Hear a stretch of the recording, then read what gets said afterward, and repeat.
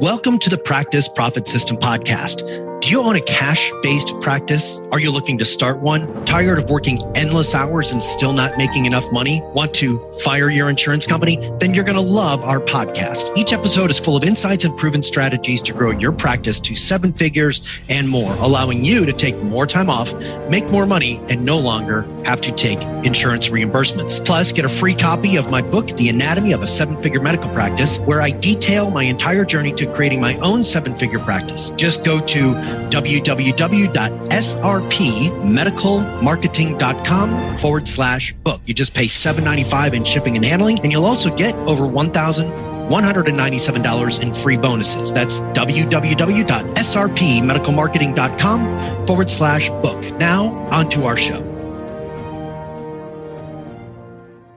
All right, everybody, it is Matt, and this is another edition of the Practice Profit System. And today we're going to talk about the moral dilemma of making money as a doctor. Well, in actuality, it's actually the moral dilemma of money, medicine, and success. So let me give you a little bit of background on this. So I was out traveling last week, and I was doing events in South Florida. We had dinner events in Fort Lauderdale and Miami. For those of you that were able to join us, thank you so much. We had a great time and look forward to working with all of you that have taken this next step with us. But more importantly, a great question came up on Thursday night in Miami. And the question was really centered around the moral dilemma of this topic, right? Of medicine and money and success and all of this. And I'm really glad I was asked the question, because this is kind of an undercurrent of what I deal with a lot of times in our one-on-one coaching calls.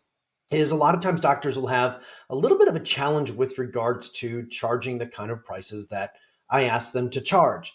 Now, there's a couple of different things in play. First and foremost, and I've talked about this in prior podcasts, there is the concept of margin. Okay, so in business, you don't make money on volume, you make money on margin. And so when I say margin, if you look at the fixed cost that you have of doing that procedure, there is a margin that you need to have.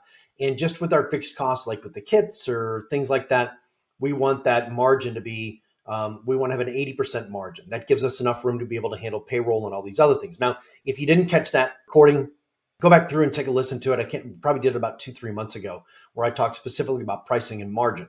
Okay, so that's the first component, is you have to have really solid basic business fundamentals in order to make this work.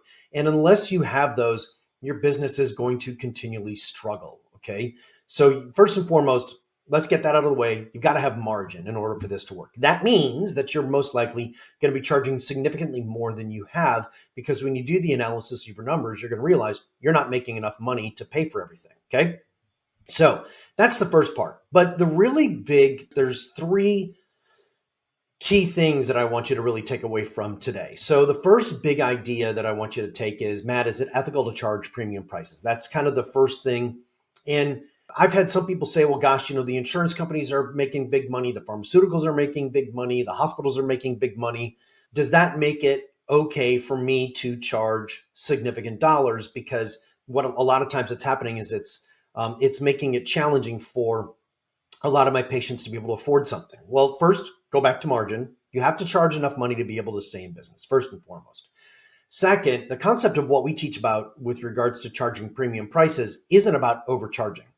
It's really, again, this concept of a margin. But the other thing is that you have to be able to, like I said, you've got to be able to stay in business. You are responsible for people, right? You've got payroll, you've got rent, you've got utilities, you have your vendors, you have your family, you have your spouse, your children. Some of my doctors are supporting their parents. Maybe they're supporting other family members that are unable to work.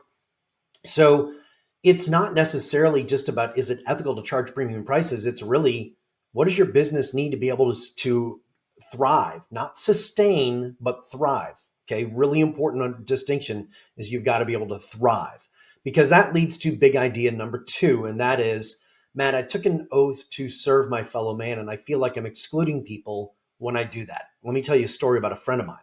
So a friend of mine, this was probably about 15 years ago, because I was having this same moral dilemma because of my faith and how much money should I make and what's enough. And for those of you that don't know, I'm a follower of Jesus. Please don't judge me. But I have lots of people that I work with that are Muslims and atheists and agnostics and Hindus and Mormons, and it doesn't matter to me. Okay. That's my faith. It's another topic for another day. Okay.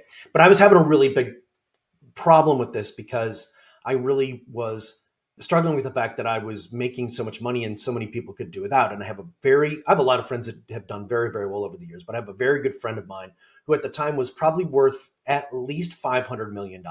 That is no joke. Today, I wouldn't be surprised if he's worth $1 billion with a B. Okay. Now, we had an extensive conversation, and he is the type of person that you would never, ever know, by the way, in a million years, that he was worth that kind of money. His business is he got started rehabbing houses and flipping houses, then started doing partnership deals. And now he has a number of different businesses across the US where he's done extremely well, all kind of related in land and apartments and commercial property and things like that. And he's the kind of guy that you would never, ever know that he has that kind of money. Okay. So first and foremost, he's not overly flashy. Don't get me wrong. He has a very nice house. Okay. It's very, very nice. And it's a pretty decent sized house because he does a lot of entertaining. And he is a member of a nice country club. And he does drive a nice car, but it's not like an uber fancy car. Okay. I think last time I checked, he was still buying used luxury vehicles, which anyway, that's neither here nor there. And he said, you know what? He started doing this when he first started. His first business was buying foreclosed property, rehabbing it, and selling it. He said every time we did a deal and we cashed a check, what we did was they had adopted a couple of kids from Africa, and what they do is they provide clean water for villages in certain parts of Africa. Okay, and it costs I don't know, at the time it was like $800. I know it wasn't above $1,000. He said, so I might make $8,000, $10,000 in a house. And, it might take us one or two homes to be able to fund that, but we'd take a small portion and we would fund that. Now, and he said in his office, he had pictures of all these water wells and you never really knew what they were until you asked him. Okay. So that was the first thing. Every time then as his business grew, he started a foundation or a charity, however you want to look at a mission field, where in Thailand, there's a lot of underage girls that are in prostitution. And what they would do is they would buy them out of prostitution. Okay. So he was taking a large portion of his profits, a significant portion of his profits, and he was funding this. And they were, I forget what the number is at the time, maybe 50 girls or something like that. I'm sure it's much bigger. Here's the funniest story of all time. He gives a lot of his money away and he has a very giving heart. And he was in Haiti after one of the earthquakes, the numerous earthquakes that hits there, and doing mission work. And he flies down there as an advanced team is there. And he's like, his local guy's like, boss, we got a problem. All of our medical supplies are they can't get them in. They're still in the boat. And the guy who runs the port won't bring them in. And he goes, oh, that's an easy thing. So he goes in and he talks to the guy, and the guy wanted $200-$300. So he reached in his pocket, gave him $200-$300, and they had the medical supplies. And one of his friends like, well, is that really what you should have been doing? I mean, is that ethically okay to bribe somebody to get the medical supplies in? And he's got this really Southern accent. He's like, man, what I told him was, hell, I didn't care. I just want to make sure that people could get healed. Okay. So my point in all of this is if you feel like you're still called to serve the people that are underserved, use a portion of your profits from what you're doing in your cash practice to be able to do that. That's what I told Dr. Vicki James to do. I know a lot of you, do Doctors Without Borders or go into the inner city where they don't have family medicine and give time. There's a lot of different things that you can do. And if you don't have time because you have a lot of kids, then maybe fund that so other people can do it. Okay. So use the money, use it in different ways that you make the profit, because some of us are gifted at making that money to be able to give it away. So go ahead and do that. All right. The last problem or concept I want you to understand is, Matt, if I charge premium prices, then lots of my patients won't get the service. Well, the reality is that a lot of people aren't getting the service anyway.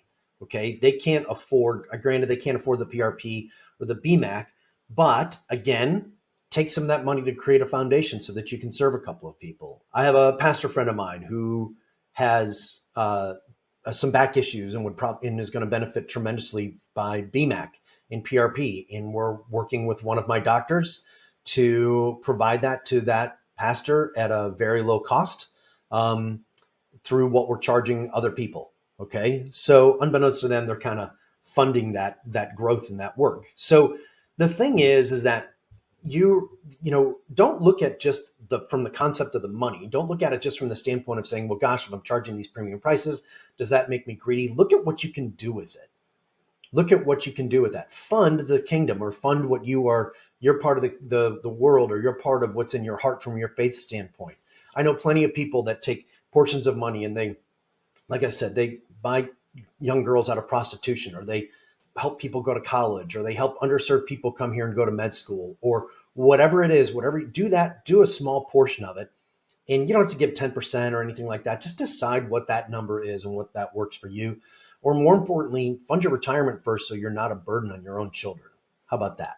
Okay, so that's it for this week. A couple of quick things really quickly. We have finished up filling up our Business Mastery Fellowship. And so now it's time actually for us to grow what's known as Private Client Group. If you are a practice owner who is doing at least 7 figures a year, or you want to grow that higher, maybe you want to go from 2 million to 4 million, or you want to open multiple locations and you want to take more time off, then contact us about Private Client Group. We are relaunching Private Client Group. It is our original program, and we're upgrading the people that are involved in that program significantly. We want it to really be the leaders and the changers in our industry. And so if you want to be around like-minded leaders in our industry, doctors, nurse practitioners, business owners, all of that, then contact our office. You can just go to callwithmatt.com and book a call with me, and I'll talk to you about it.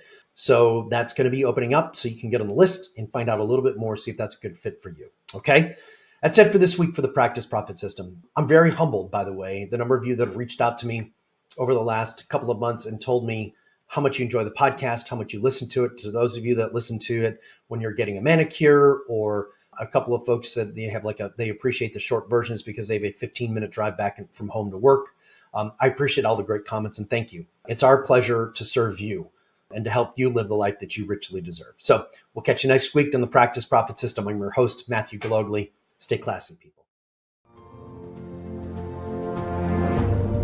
Thank you so much for listening. If you liked this episode, take a moment and share it with your fellow medical professionals, or post a positive comment and rate it on wherever you just listened. Now, don't forget, you can get a copy of my book, The Anatomy of a 7-Figure Medical Practice, for free. Just pay $7.95 in shipping and handling. Plus, you'll get over $1,197 in free bonus material. Simply go to srpmedicalmarketing.com/book. That's srpmedicalmarketing.com/book. Thank you so much, and we'll see you next week.